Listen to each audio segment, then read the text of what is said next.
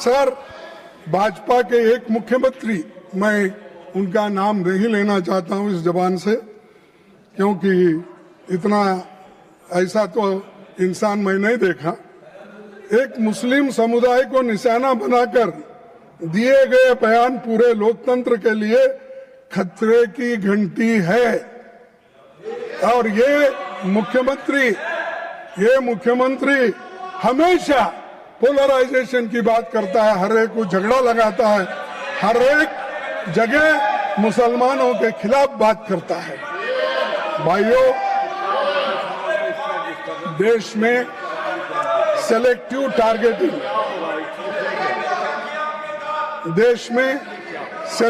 Targeting और bulldozer politics, sir, देश में सेलेक्टिव टारगेटिंग और बुलडोजर पॉलिटिक्स को रणनीतिक तौर पे इस्तेमाल किया जा रहा है। नड्डा साहब, ये आपकी रणनीति है और आप इसी राह पे चल रहे हो, लेकिन आप दिल से तो नहीं चाहते ये, लेकिन मजबूरी है कि आपको मोदी साहब कहते हैं तो आपको कहना ही पड़ता है। तो इसीलिए मैं आपसे विनती करूंगा, सर, अरे मैं 60 साल में मेरा ही एक अलग उसूल है, मैं करते जा रहा हूं। सभापति जी, मध्य प्रदेश, उड़ीसा, दिल्ली, छत्तीसगढ़ और केरल आदि राज्यों में चर्चेस पर भी हमले हो रहे और क्रिसमस पर हमले बढ़ जाते हैं। सर, मोदी जी केरल में चुनाव आने पर चर्च की प्रार्थना में जाते हैं, दिल्ली में जाते हैं, प्रार्थना में भाग लेते हैं, पर उन पर होने वाले अत्याचार, हमलों पर खामोश रहते हैं, मौन रहते हैं। सर, माइनॉरिटीज के खिलाफ objectionable, inflammatory and divisive speeches को बढ़ावा दिया जा रहा है। ईसाइयों और मुसलमानों के खिलाफ जहर उगले बिना उनको खाना हजम नहीं होता आपको। इसीलिए मैं कहना चाहता हूं, कम से कम आपके लोगों को बोलिए ऐसा जहर उगालना बंद कर देना।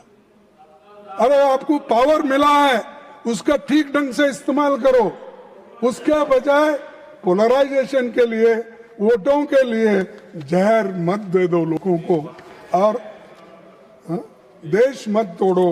और इसके बजाय आप अपना खुद आप सोचिए इसके बारे में। बीजेपी का प्रवक्ता बनने के क्वालिफिकेशन ये है इनके पास, हेट स्पीच।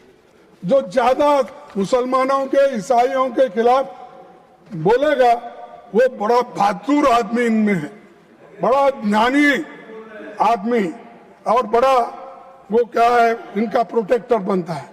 वो गालियां देना एक ही काम उनका, औरत हो मर्द हो, वो क्या उसमें कोई फर्क नहीं, उनका प्रवक्ता है। सर, इससे देश की छवि के नुकसान पहुंच रहा है और साथ ही कॉन्स्टिट्यूशन का कोर वैल्यूज भी कमजोर हो रहे हैं। हमें तकलीफ है कि राष्ट्रपति जी, जिन्होंने गरीब और कमजोर तबके की पीड़ा को खुद देखा है, उनके अभिभाषण में इस गंभीर चिंता की कोई झलक नहीं है।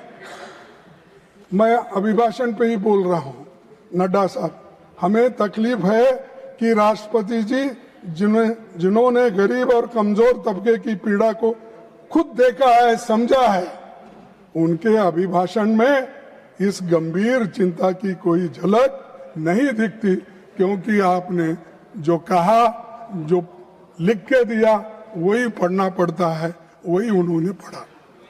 क्या आप विकसित भारत नफरत और विभाजन की बुनियाद पर खड़ा करना चाहते हैं?